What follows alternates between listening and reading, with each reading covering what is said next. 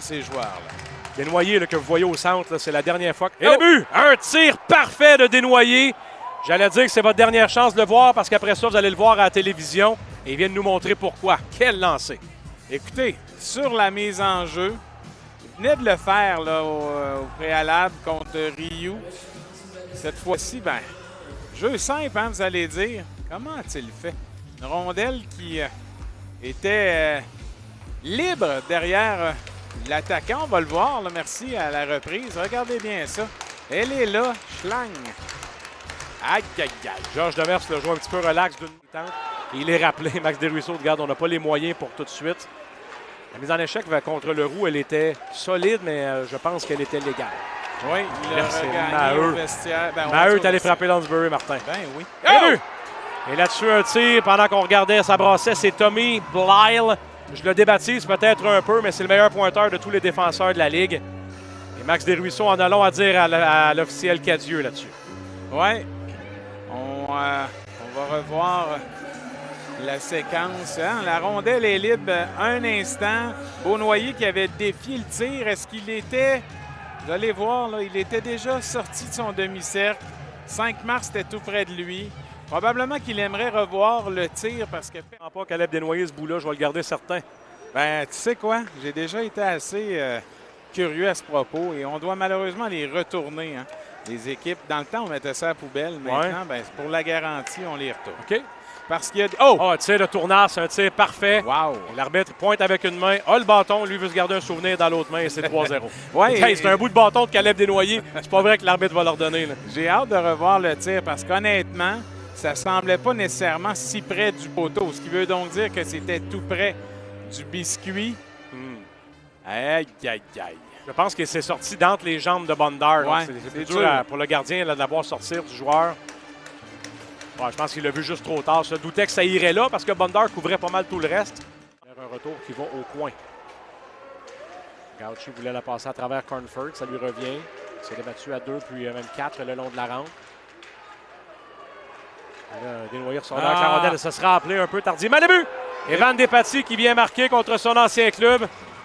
C'est parfait, partie supérieure, c'est 4-0. Alors qu'il y avait pénalité à retardement, là, il y a eu coup de bâton à l'endroit d'un joueur des Wildcats. L'officiel s'est donné un beau 2 secondes avant là, de lever le bras. C'était ici que ça s'est passé.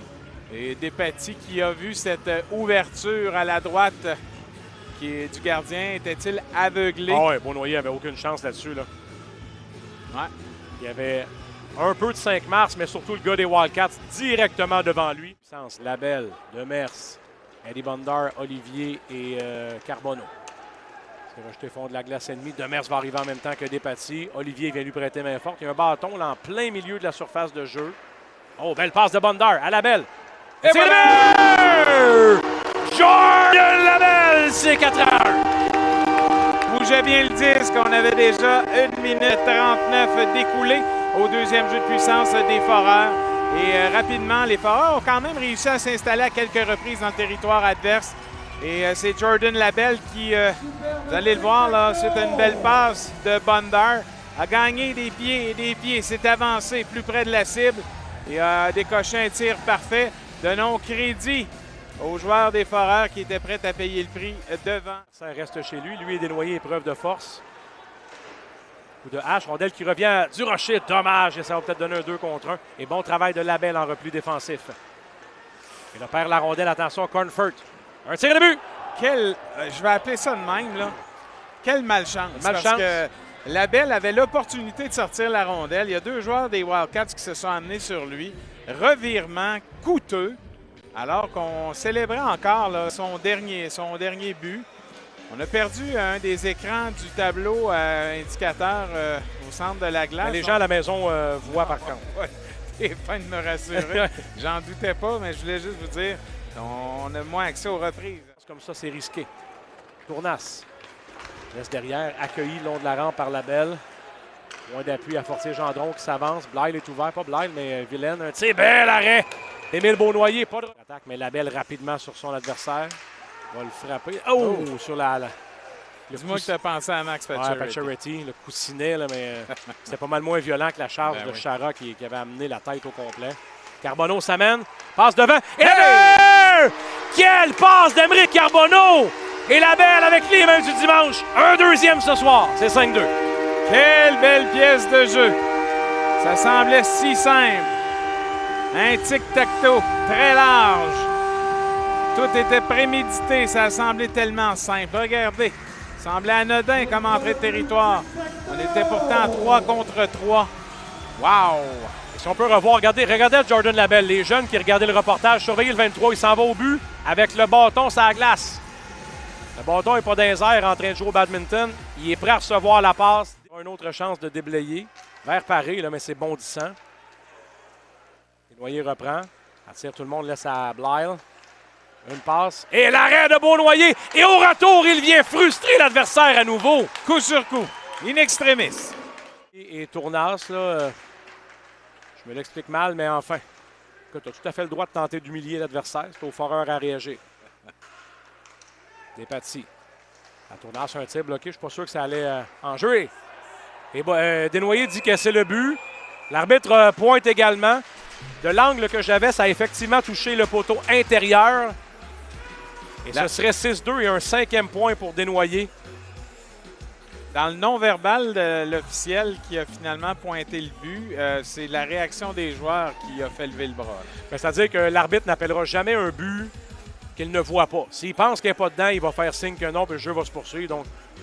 Mais de l'angle que moi j'ai pas... nous, dans le fond, Martin, j'ai l'impression qu'elle est dans le filet.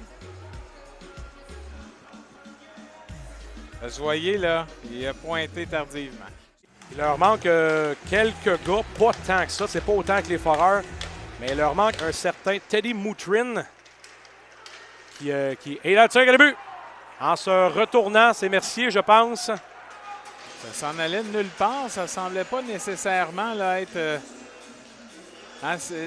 l'importance des mises en jeu. Et tu parlais d'un haut pourcentage tout à l'heure. Regardez bien ça. Et là, il se ramasse un autre passe, M. Desnoyers. Desnoyers rendu à 6 points sur les 7 buts de son équipe. Ça fait un petit festin, ça va arriver. Une feinte, va prendre un tir bloqué en défensive par Carbonneau. Deux Foreurs, par contre, là-dessus, se sont compromis. Ça ouvre un peu le jeu. À Despatie. On l'a trouvé. Binkley. Un peu plus bas, il n'y a aucune option pour le joueur que de passer. Le but, Lansbury. Non, on dit non. Écoute, moi, l'arbitre a dit non. Le juge de ligne a dit oui. La lumière s'est allumée, les joueurs fêtent, je suis un peu perdu. Souvent l'effet domino, hein, de voir un gars célébrer, le marqueur qui est bien assis dans son banc, là, ne voyait pas nécessairement l'arbitre qui, lui, semblait bien placé. Est-ce que ça a touché? Si ça avait l'air dedans, Martin. On avait l'impression que ça touchait 2 poteaux. Je pense que ça a touché directement le filet dans le fond. Ah oui, ça a touché le fond du but, le côté du but.